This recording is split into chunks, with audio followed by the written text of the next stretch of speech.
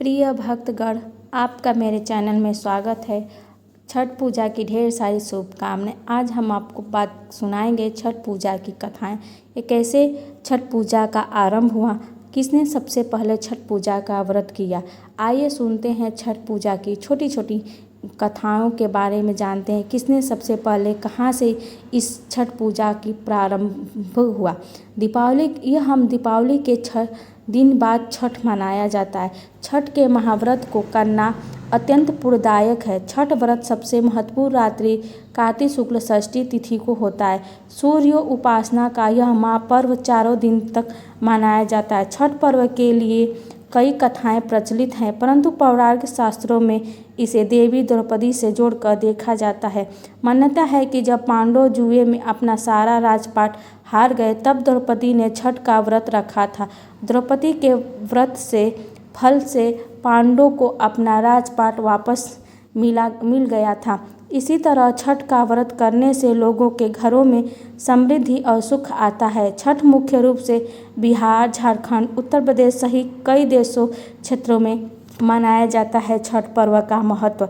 छठ पूजा का सूर्य षष्ठी या छठ व्रत में सूर्य भगवान की पूजा होती है और धरती पर लोगों की सुखी जीवन के लिए सूर्य देव की उपासना की जाती है और आभार व्यक्त किया जाता है। सूर्य देव को ऊर्जा और जीवन की शक्ति का देवता माना जाता है, इसलिए छठ पर्व पर समृद्धि के लिए पूजा की जाती है। सूर्य की पूजा से विभिन्न बीमारियों का इलाज संभव है। सूर्य की पूजा के साथ स्नान किया जाता है, इसे कुष्ठ रोग तथा गंभीर आदि से दूर किया जाता है।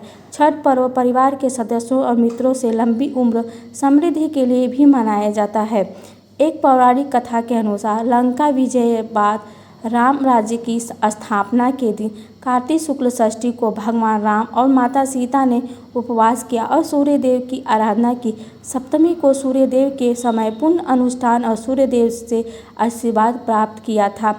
एक मान्यता है के अनुसार छठ पर्व की शुरुआत महाभारत काल में हुई थी। सबसे पहले सूर्य पुत्र कर्ण ने सूर्य देव की पूजा शुरू की थी।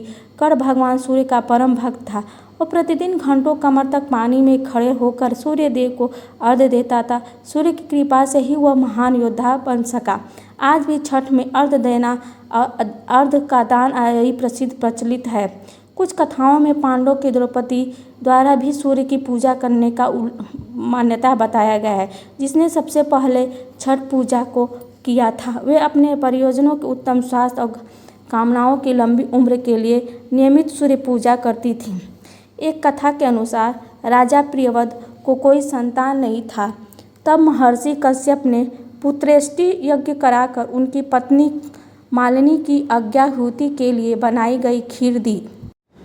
इसके प्रभाव से उन्हें पुत्र हुआ, परंतु वह मृत पैदा हुआ। प्रियव्रत पुत्र को लेकर शमशान गया और पुत्र वियोग में वो शमशान में ही प्राण त्याग दिया।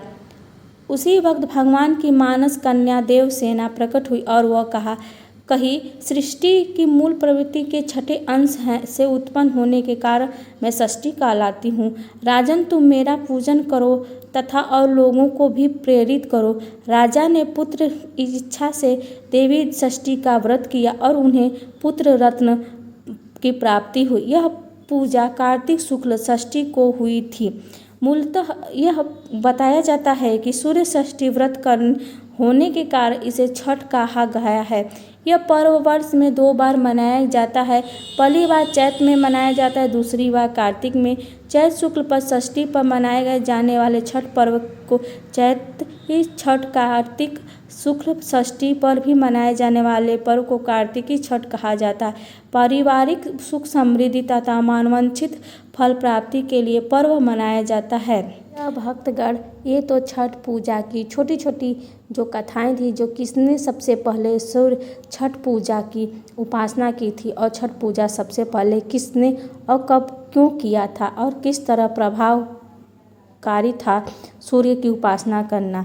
प्रिय भक्तगण, आपको ये कथाएं छोटी छोटी कैसी लगी, कमेंट बॉक्स में कमेंट करिएगा। जय हो।